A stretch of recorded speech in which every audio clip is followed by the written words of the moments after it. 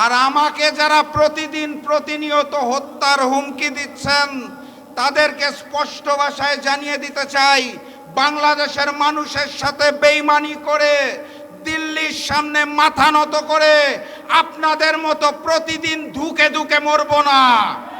আল্লাহ নির্ধারিত সময়ে মৃত্যুবরণ করব, তার আগে পর্যন্ত ইনসাফের জন্য লড়ব ইনশাআল্লাহ। 12ই ফেব্রুয়ারি বাংলাদেশে যেটা প্রতিষ্ঠিত হয়েছে সেটা গণতন্ত্রের বদলে বাংলাদেশে জিয়াতন্ত্র প্রতিষ্ঠা করা হয়েছে। তারা আমাদের ব্যাংকগুলো দখল করেছে, তারা পার্লামেন্ট দখল করেছে, তারা বিভিন্ন জায়গায় দুদক দখল করেছে, সন্ত্রাসী কায়দায় 11 দলীয় জোটের যারা নেতৃবৃন্দ তাদের বাসায় হামলা চালাচ্ছে। মাননীয় জ্বালানি মন্ত্রী এতই যদি মজুদ থাকে তাহলে এত বড় লাইন কেন? এই মজুদ কোথায় রেখেছেন? নতুন হাওয়া ভবন কোথায় সৃষ্টি করেছেন? সম্মানের সাথে বলা হয়েছে তো নাকি? আলহামদুলিল্লাহ। বাংলাদেশের ভবিষ্যৎ যাবে ওসমান হাদির পথে, বাংলাদেশের শান্তির পথ যাবে আমাদের 71-এর শহীদদের পথে, বাংলাদেশের ভবিষ্যৎ যাবে 24-এর গণ অভ্যুত্থানের শহীদদের পথে। যদি এই পথে বাধা হয়ে দাঁড়ায় আমরা তাদেরকে প্রতিরোধ করতে প্রস্তুত আছে ইনশাআল্লাহ। আমাদের রাশেদ প্রধানের বাড়ি পঞ্চগড়ের অফিসে যখন হামলা হয়েছে বিএনপির সন্ত্রাসীদের মাধ্যমে, মাননীয় স্বরাষ্ট্রমন্ত্রী সংবিধানের দ্বারা কি ভুলে গিয়েছিলেন? কেন রাশেদ প্রধানের মত প্রকাশের স্বাধীনতার অধিকার আপনি রক্ষা করতে পারেন নাই? সরকার যে পরিকল্পনা করছে বাংকার বানানোর জন্য, আমরা সেই বাংকারে গিয়ে উপস্থিত হয়ে বলবো বাংলাদেশ স্বাধীন। সেই স্বাধীনতার আওয়াজ দিয়ে আমাদের এই মিছিল চলবে, আজাদির সংগ্রাম চলবে।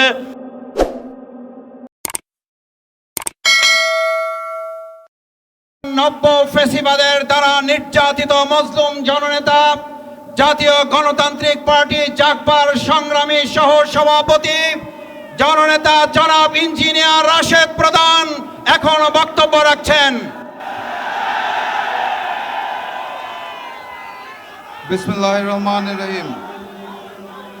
11 দলীয় ঐক্য আয়োজিত আজকের এই বিক্ষোভ সমাবেশের সম্মানিত সভাপতি, সম্মানিত প্রধান অতিথি, মঞ্চে উপবিষ্ট জাতীয় নেতৃবৃন্দ, আমার সামনে উপস্থিত মিডিয়ার ভাইরা এবং বাংলাদেশের মজলুম জনগণ, সবাইকে জানাই সংগ্রামী সালাম ও শুভেচ্ছা। আসসালামু আলাইকুম।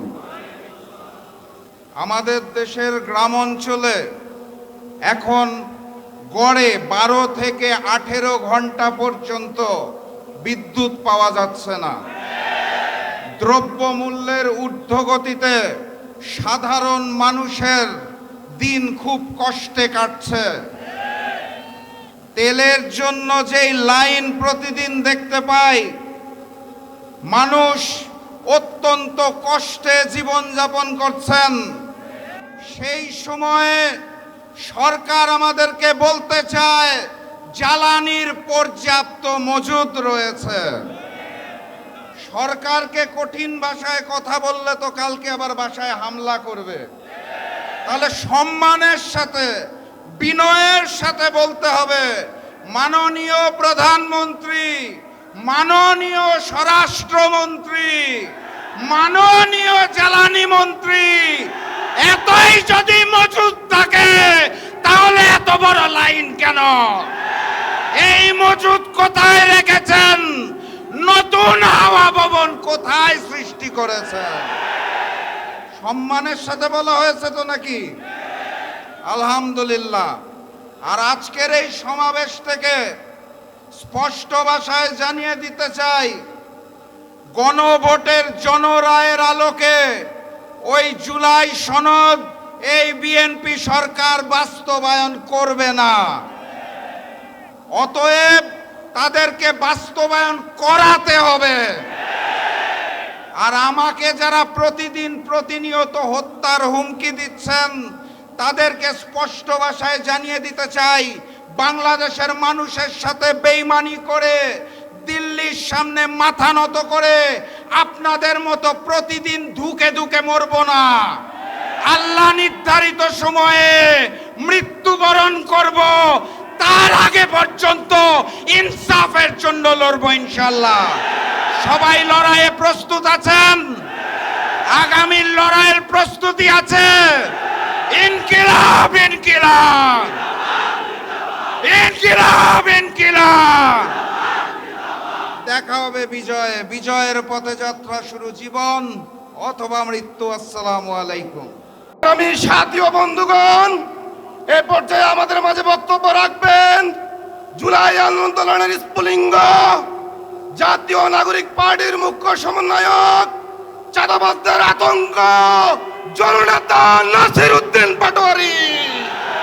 জননেতা নাসির উদ্দিন পাটোয়ারি।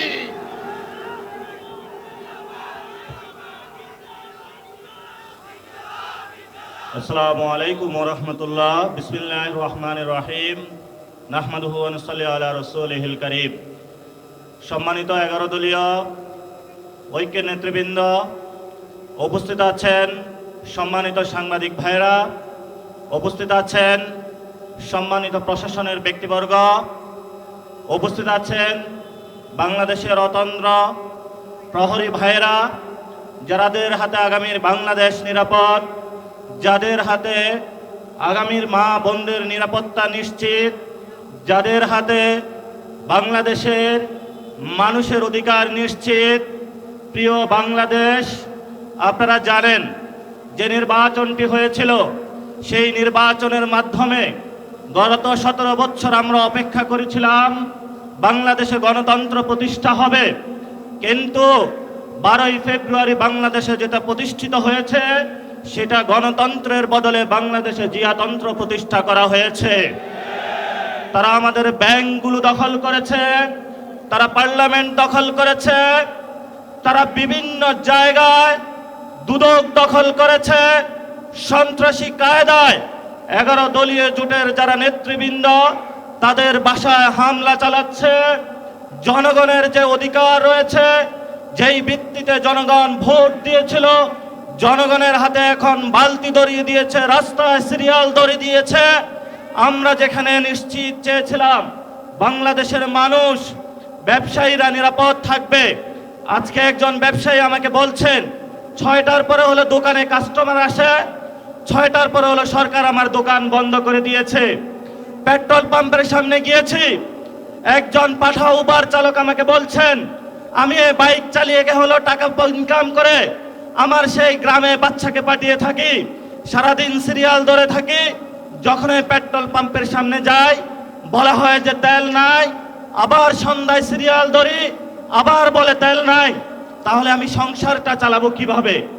বাংলাদেশের সাংবিধানিক যে প্রতিষ্ঠানগুলো রয়েছে, সেই সাংবিধানিক প্রতিষ্ঠানগুলোকে আমরা যখন একটি নতুন বাংলাদেশে সংস্কার নিশ্চিত করতে চেয়েছিলাম, দুদকে সংস্কার নিশ্চিত করতে চেয়েছিলাম, বিচারালয়ের সংস্কার নিশ্চিত করতে চেয়েছিলাম, পুলিশ প্রশাসনের সংস্কার নিশ্চিত করতে চেয়েছিলাম, সাংবাদিক ভাইদের সংস্কার নিশ্চিত করতে চেয়েছিলাম, ব্যবসায়ী ভাইদের সংস্কার নিশ্চিত করতে চেয়েছিলাম, ব্যাংকিং খাতে সংস্কার নিশ্চিত করতে চেয়েছিলাম, সেখানে হলো মাননীয় প্রধানমন্ত্রী তার চিরচারিত অভ্যাস হাওয়াবেনের ভাই বোনেদেরকে নিয়ে এসেছে, কাউকে দুদুকে বসিয়েছে, কাউকে বাংলাদেশ ব্যাংকে বসিয়েছে, কাউকে বিচারালয়ে বসিয়েছে, কাউকে হলো পুলিশ প্রশাসনে বসিয়েছে, কাউকে হলো পার্লামেন্টে নিজে মুখ বন্ধ করে তাকে হলো তার গ্রিন কার্ড দিয়ে বলেছে তুমি যা ইচ্ছা বাংলাদেশের মানুষের সাথে গাদ্দারি করতে পারো, তোমাকে আমি গ্রিন কার্ড দিয়ে দিলাম। এই যদি হয় জিয়াউর রহমানের সন্তানের ভবিষ্যৎ, এই সন্তানের ভবিষ্যতের সাথে বাংলাদেশের ভবিষ্যৎ যাবে না, যাবে না, যাবে না।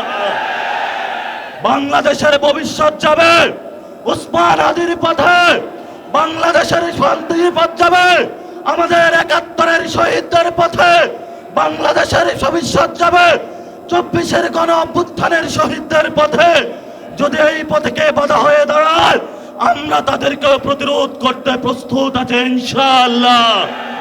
আমরা সেই দিন শাহবাগে দাঁড়িয়েছিলাম, সরকারকে আলটিমেট দিয়েছিলাম আমরা কালকে কাউরান বাজার যাচ্ছি, এর পরের দিন ফার্মগেট যাচ্ছি, এর পরের দিন গণভবন যাচ্ছি। সরকার কর্ণপাত করে নাই। আজকে আমরা পল্টন মোড়ে দাঁড়িয়েছি। আপনাদের জানাশোনা থাকার কথা, ইলেকশনের পরে আমাদের 11 দলীয় জোটের প্রথম প্রোগ্রাম বাইতুল মোকাররমে হয়েছিল। আজকে আমরা আরেকটু এগিয়ে সেখানে প্রোগ্রাম করেছি। ইনশাআল্লাহ আমাদের এই মিছিল যদি সরকার সঠিক পথে না আসে, জনগণের গণভোটের রায় বাস্তবায়ন না করে, সংস্কার প্রক্রিয়া বাস্তবায়ন না করে, জনগণের অধিকার নিশ্চিত না করে, দ্রব্যমূল্যের দাম না কমায়, জ্বালানি সংকটের নিরসন না করে এবং বিচারালয় থেকে শুরু করে সকল যে জায়গায় সরকার গুন্ডা সন্ত্রাসী হাওয়া ভবনের লোক বসিয়েছে, গণতান্ত্রিক প্রক্রিয়ায় সরকারের সেই প্রতিষ্ঠানগুলোকে জনগণের কাছে যদি ন্যস্ত না করা হয়, আমাদের এই মিছিল পরবর্তীতে কাকরাইল যাবে। এক এক করে সরকার যে পরিকল্পনা করছে বাংকার বানানোর জন্য, আমরা সেই বাংকারে গিয়ে উপস্থিত হয়ে বলবো বাংলাদেশ স্বাধীন। সেই স্বাধীনতার আওয়াজ দিয়ে আমাদের এই মিছিল চলবে, আজাদির সংগ্রাম চলবে। আপনারা দেখেছেন পার্লামেন্টে আমরা যেমন ডিসিপ্লিন, রাজপথ ডিসিপ্লিন। সরকারের প্রশাসনের ভাইদেরকে বলবো আমরা এখানে ডিসিপ্লিন কায়দায় আছি, ভবিষ্যতেও থাকবো। অতীতে যেই ধরনের জনহয়রানিমূলক প্রোগ্রামগুলোতে কোনো কর্মসূচি আপনারা বাস্তবায়ন করেছেন, সেইভাবে যদি কোনো কিছু করা হয় আপনাদের সাথেও আমাদের প্রতিহত হবে ইনশাআল্লাহ।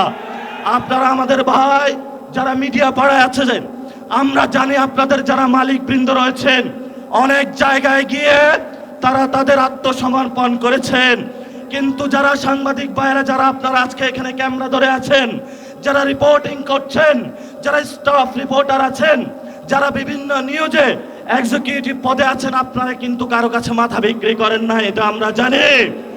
আপনারা শহীদদের পথে আছেন, আপনারা আহতদের পথে আছেন, আপনাদেরও লড়াই জারি থাকবে। সচিবালয়ে যারা আছেন, আপনারা রাজপথে যেই মানুষগুলো যুদ্ধে অবতীর্ণ হয়েছে এবার তাদের সাথে থাকবেন। সাথে সাথে যেই ব্যবসায়ীরা গুলশান অফিসে সিরিয়াল দিয়েছিলেন এখন আমাদের কাছে এসে কান্না করছেন, কান্না তখনই আমরা শুনবো যেদিন আপনারা গুলশান অফিসে লাইন বন্ধ করে জনগণের কাছে আসবেন, তবেই আমরা আপনাদের ওই দিন কথা শুনবো। তারেক রহমানের কাছে আপনারা বর্গা দিয়েছেন, সকল প্রোডাক্ট কিন্তু তারেক রহমান কিনতে পারবে না। যদি কনজিউমার বলেন, কনজিউমার কিন্তু আমরা। যদি ভবিষ্যৎ আপনাদের নিরাপত্তা নিশ্চিত করতে হয়, নিরাপত্তা নিশ্চিত কিন্তু আমরাই করব। ভবিষ্যৎ বাংলাদেশের যে আজাদী সংগ্রাম, মুক্তির সংগ্রাম, গণতন্ত্রের সংগ্রাম, জিয়াতন্ত্র থেকে মুক্তির যে সংগ্রাম, জিয়া ফ্যামিলিকে বাংলাদেশ থেকে, বাংলাদেশের মানুষকে জিয়া ফ্যামিলি থেকে উদ্ধারের জন্য যে সংগ্রাম, সেই সংগ্রামের সবাই ঐক্যবদ্ধ হবেন, রাজপথে থাকবেন, লড়াই চলবে দুর্বার গতিতে।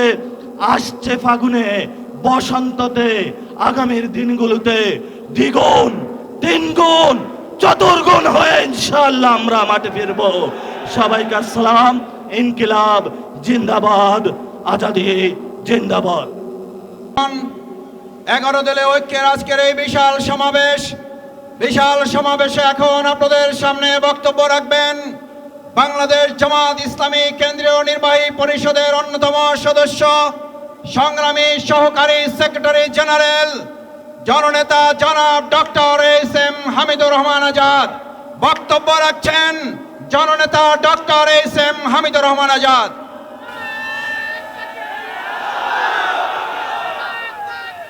আলহামদুলিল্লাহ রাব্বিল আলামিন, আসসালাতু ওয়াসসালামু আলা রাসূলিল কারীম ওয়া আলা আলিহি ওয়া সাহবিহি আজমাইন। আজকের এই বিশাল সমাবেশের সম্মানিত সভাপতি, বাংলাদেশ জামাত ইসলামের সংগ্রামী নায়েবে আমির, জাতীয় সংসদের মাননীয় সংসদ সদস্য, মজলুম জননেতা এটিএম আজহারুল ইসলাম, মঞ্চে উপবিষ্ট 11 দলীয় নেতৃবৃন্দ, সাংবাদিক বন্ধুগণ, সংগ্রামী দেশবাসী, আসসালামু আলাইকুম ওয়া রাহমাতুল্লাহি ওয়া বারাকাতুহু। সংগ্রামী ভাইরা আমার, আমরা জানি বাংলাদেশে 12ই ফেব্রুয়ারি একটা নির্বাচন হয়েছে, একটি সরকার হয়েছে, কিন্তু সরকারের আচরণ দেখে মনে হয় না বাংলাদেশে 5ই আগস্ট 24-এ কোনো পরিবর্তন হয়েছে। সরকারের আচরণ দেখে মনে হয় না শেখ হাসিনা ভারত পালিয়ে গেছে, ফ্যাসিবাদের পতন হয়েছে, নতুন সরকার গঠিত হয়েছে, এটা মনে হয় না।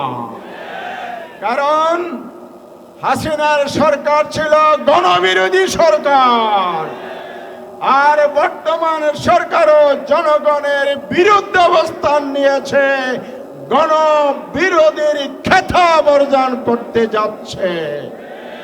এই জন্য গণভোটের গণরায় বাস্তবায়ন করে নাই। এই জন্য জ্বালানি সংকট, দ্রব্যমূল্যের ঊর্ধ্বগতি, দুর্নীতি, চাঁদাবাজি, খুন খারাপি অব্যাহত রেখেছে। এই জন্য আজকে বাংলাদেশের মানুষের স্বাধীনতা হরণ করছে। বাংলাদেশের সংবিধান, পার্লামেন্টে ওনারা জিকির করেন, তসবিহ পড়েন, সংবিধান সংবিধান সংবিধান, কথা কি ঠিক? সেই সংবিধানের 39 নম্বর ধারার 3য় ভাগে 39 নম্বর 2 নম্বরের ক, নাগরিকের বাক স্বাধীনতা, ভাব এবং মত প্রকারের স্বাধীনতা দিতে হবে। আমাদের রাশেদ প্রধানের বাড়ি পঞ্চগড়ের অফিসে যখন হামলা হয়েছে বিএনপির সন্ত্রাসীদের মাধ্যমে, মাননীয় স্বরাষ্ট্রমন্ত্রী সংবিধানের দ্বারা কি ভুলে গিয়েছিলেন? কেন রাশেদ প্রধানের মত প্রকাশের স্বাধীনতার অধিকার আপনি রক্ষা করতে পারেন নাই? আমরা আন্দোলন করছি সমন্বয়ে কথা বলার, আন্দোলন করছে নিয়মতান্ত্রিক ভাবে। এই আন্দোলন কেউ কি চোখ রাঙিয়ে দমন করতে পারবে? প্রধানমন্ত্রীও হুঙ্কার ছাড়ে, আন্দোলন করেন, আমরা প্রতিহত করব, মোকাবেলা করব। এই ভাষা হচ্ছে ফ্যাসিবাদের ভাষা, ওবায়দুল কাদের আর শেখ হাসিনার ভাষা।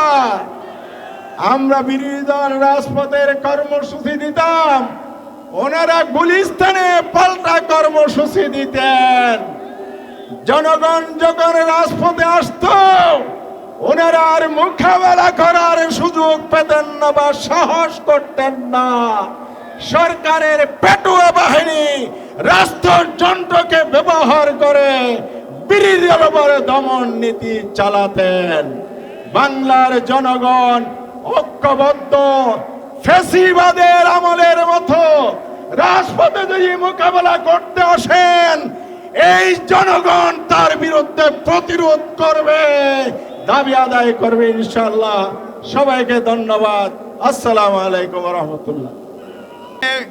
আজকের এই সমাবেশের সম্মানিত সভাপতি বক্তব্য রাখবেন।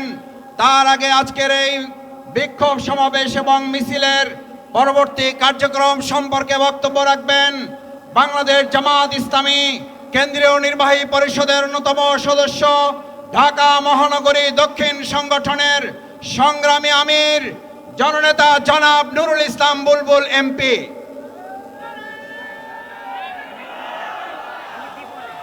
সংগ্রামী ভাই বন্ধুগণ, আমাদের আজকের এই গণমিছিল পূর্ব সমাবেশে সভাপতির বক্তব্য রাখবেন মজলুম জননেতা, ফাঁসির মঞ্চ থেকে জনগণের প্রতিনিধি হয়ে যিনি জাতীয় সংসদে নিজের জায়গা করে নিয়েছেন। এদেশের জনগণ যাকে পার্লামেন্টে পাঠিয়েছেন, মজলুম জননেতা, বাংলাদেশ জামাত ইসলামী সংগ্রামী কেন্দ্রীয় নায়েবে আমির এটিএম আজহারুল ইসলাম। সভাপতির বক্তব্যের পূর্বে আপনাদের বলতে চাই, আমাদের আজকের গণমিছিল শান্তিপূর্ণভাবে আমরা নাইটেঙ্গেল মোড় হয়ে শান্তিনগরের দিকে এগিয়ে যাব। মিছিলের শেষে আমাদের শৃঙ্খলা বিভাগ থাকবে। মিছিলের সামনে শৃঙ্খলার দায়িত্বে যারা রয়েছেন তারা সেখানে, স্বেচ্ছাসেবক যারা রয়েছেন তারা দায়িত্ব পালন করবেন। আমাদের সিনিয়র নেতৃবৃন্দকে মিছিলের সামনে যাওয়ার জন্য, গণমিছিলের সামনে যাওয়ার জন্য আপনারা সুযোগ করে দেবেন। স্বেচ্ছাসেবক যারা রয়েছেন এখনই ব্যবস্থা গ্রহণ করবেন। সাংবাদিক বন্ধুরা মিছিলের সামনে যাবেন, সেই সুযোগও করে দিতে হবে। আমাদের এই প্যান্ডেলের সামনে এখন যারা রয়েছেন, যারা নাইটেঙ্গেল মোড় পর্যন্ত রয়েছেন আমরা দেখতে পাচ্ছি, এদিকে পল্টন মোড় পর্যন্ত আছেন, এদিকে বিজয়নগরের সেই শেষ দিকে রয়েছেন, এদিকে ভিতরে রয়েছেন। আমি আপনাদের নিয়ন্ত্রণ এবং জনদুর্ভোগ লাভের দাবিতে আজকের এই ঐতিহাসিক গণমিছিল পূর্বক সংক্ষিপ্ত সমাবেশে এ পর্যায়ে প্রধান অতিথির বক্তব্য রাখছেন বাংলাদেশ জামাত ইসলামীর কেন্দ্রীয় নায়েবে আমির, অবিভক্ত ঢাকা মহানগরীর সাবেক আমির, মজলুম জননেতা, ফাঁসির মঞ্চ থেকে সংসদে আমাদের প্রিয় নেতা এটিএম আজহারুল ইসলাম। এটিএম আজহারুল ইসলাম আপনাদের সামনে এ পর্যায়ে বক্তব্য রাখছেন।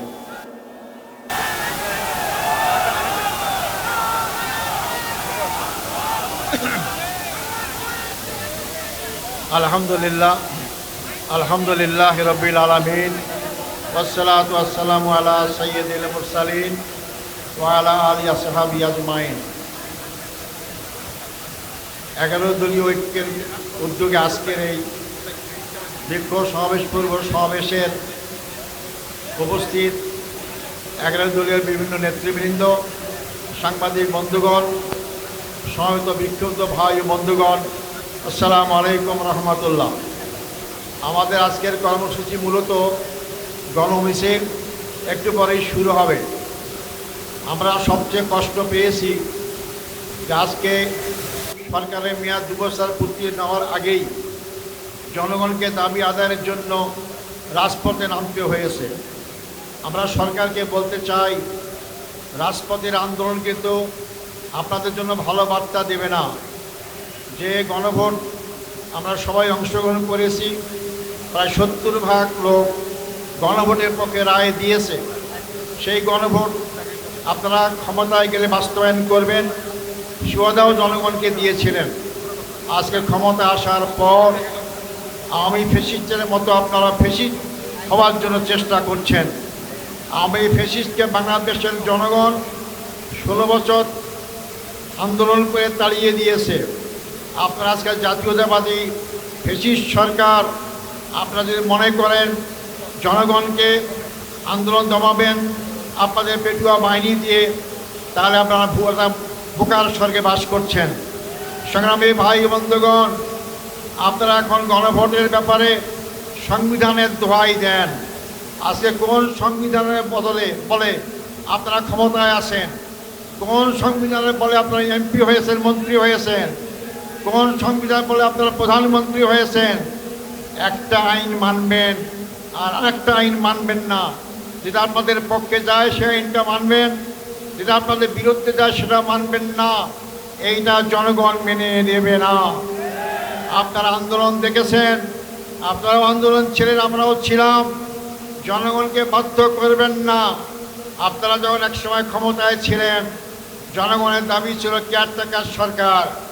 আপনারা নানান কথা বলেছিলেন, আমি সেই দিকে যাইতে চাই না। কেয়ারটেকার মানেন নাই, মানতে বাধ্য হয়েছেন জনগণের আন্দোলনের মুখে, কিন্তু আপনাদের জন্য সুখকর হয় নাই। আপনারা ক্ষমতা আসতে পারেন নাই। আজকে আপনারা ক্ষমতায় কিভাবে এসেছেন বাংলাদেশের জনগণ জানে। আপনারা কি পরিমাণ আসনে আপনারা ভোটের রেজাল্টে কারচুপি করেছেন জনগণ ভালো করেই জানে। জনগণ থেকে সম্পূর্ণ ভোট পেয়ে আজকে আপনারা ক্ষমতায় নাই। আপনাদের পায়ের তলা থেকে মাটি সরে দেওয়া শুরু করেছে। জনগণের ভাষা বুঝুন, জনগণকে মাঠে আন্দোলন করতে বাধ্য করবেন না। এই জনগণ যদি আন্দোলন করতে মাঠে নামে, আমরা বলতে চাই জনগণ দাবি আদায় করা পর্যন্ত রাজপথ ছাড়বে না ইনশাআল্লাহ। সংগ্রামী ভাই বন্ধুগণ, আজকে আপনারা সুযোগ থাকতে অবিলম্বেই আপনারা গণভোটের রায় মেনে নিয়ে বাস্তবায়ন করা শুরু করুন। আমরা আপনাদেরকে সহযোগিতা করব। সংগ্রামী ভাই বন্ধুগণ, আমরা যদি বলতে চাই দেশের অবস্থা, সবাই নেতৃবৃন্দ বলেছেন জ্বালানির সংকট। আমরা যখন সংসদে কথা বলি জ্বালানির ব্যাপারে, জ্বালানি মন্ত্রী বলেন জ্বালানির কোনো সংকট নাই। তো জ্বালানির সংকট যদি না থাকে, স্কুলের কর্মঘণ্টা কমাইলেন কেন? সরকারি কর্মঘণ্টা কমাইলেন কেন? তাহলে আজকে শত শত হাজার হাজার লোক লাইন ধরে তেল নেওয়ার জন্য চেষ্টা করে কেন? এটা কি জ্বালানির সংকট দেখতে পারেন না আপনারা? হ্যাঁ, আপনারা দেখতে পারবেন। যখন জনগণের রুদ্রসে পড়বেন তখন সবই ঠিক পাবে ইনশাআল্লাহ। সংগ্রামী ভাই বন্ধুগণ, আপনারা আজকে ক্ষমতা 2 মাস হতেই আবার চাঁদাবাজি শুরু করেছেন। চাঁদাবাজিতে এই দেশের জনগণ অতিষ্ঠ হয়ে গিয়েছে। আপনারা নিজেরাই সরকারি দলের থেকে মব সৃষ্টি করছেন, আপনার প্রকান্ত জনগণ উস্কিয়ে দিচ্ছেন মব সৃষ্টি করে আপনাদের ঘেরাও করার জন্য। এই কালচার বন্ধ করুন। এই কালচার বন্ধ না করলে জনগণও কিন্তু সেই কালচার অভ্যস্ত হলে দেশে কোনো শান্তি আসবে না, আপনারাও শান্তি থাকতে পারবেন না। সংগ্রামী ভাই বন্ধুগণ, আপনারা মিছিল করবেন ইনশাআল্লাহ, শান্তিপূর্ণ মিছিল। আমাদের এই মিছিল যেখানে যাওয়ার কথা সেখানেই যাবে, আপনারা সুশৃঙ্খল যাবেন।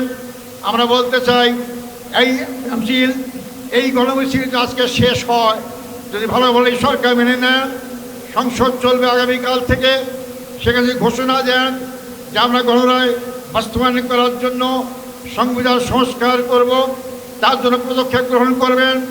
আমরা সংসদে যারাই আছে আপনাকে সহযোগিতা করব। আর যদি না করেন, আগামী দিনে আন্দোলনের জন্য মোকাবেলা প্রস্তুত হন। আমরা হাসিনাকে 16 বছর সুযোগ দিয়েছি, সেই শক্তি আপনাদের নাই। সংখ্যাগরিষ্ঠতায় মানুষের ক্ষমতায় রাখে না। আপনাদের সে আরও বেশি আসন পেয়েছিল আওয়ামী লীগ, ভুয়া নির্বাচন করে, রাতে নির্বাচন করে সেই সংখ্যাগরিষ্ঠতা আওয়ামী লীগকে রক্ষা করতে পারে নাই। সে রক্ষাই করে দেশ থেকে পালাতে বাধ্য হয়েছে। আর আপনারা যেভাবে নির্বাচিত হয়ে ক্ষমতায় আছেন, এই সংখ্যাগরিষ্ঠতা ভয় দেখাবেন না। সংখ্যাগরিষ্ঠতার মাধ্যমে জনগণের রায়কে উপেক্ষিত করেন, জনগণের আসামির কাঠগড়ায় দাঁড়াতে বাধ্য হবে ইনশাআল্লাহ। আপনারা জামাত ইসলামী সম্পর্কে জানেন, আমরা 16 বছরে জামাতের আমির থেকে আরম্ভ করে 11 জন নেতাকে হারিয়েছি। আমরা নিশ্চিন্ন হইনি। আমরা 2008 সালে মাত্র 2টা আসন পেয়ে আমরা আজকে 68টি আসন নিয়ে সংসদে আসি। জনগণ জামাত ইসলামীর পক্ষে, জনগণ পরিবর্তনের পক্ষে। যদি আপনি এই পরিবর্তনটা ভাষা না বোঝেন, সামনের যে আন্দোলন হবে আপনাদের পরিণতি আওয়ামী লীগের চেয়েও খারাপ হবে। সংগ্রামী ভাই বন্ধুগণ, আসুন জনগণকে সজাগ করুন, আপনার জনগণকে একত্রিত করুন। যদি সরকার ভালো ভালো দাবি মানা না নেয়, আপনার 11 দলের ঐক্যের যে ডাক যখন যেভাবে আসবে, আমরা শান্তিপূর্ণভাবে সরকারকে সেই দাবি আদায় করতে বাধ্য করবো ইনশাআল্লাহ। এই দাবি আদায় না হওয়া পর্যন্ত সংসদেই আমরা ভূমিকা পালন করব, রাজপথকে আরো প্রকম্পিত করবো ইনশাআল্লাহ। সেই আবেদন রেখে, সেই দাবি জানিয়ে আমাদের বক্তব্য এখানে শেষ করছি। মিছিল হবে, মিছিলে যাবেন। আসসালামু আলাইকুম রহমতুল্লাহ।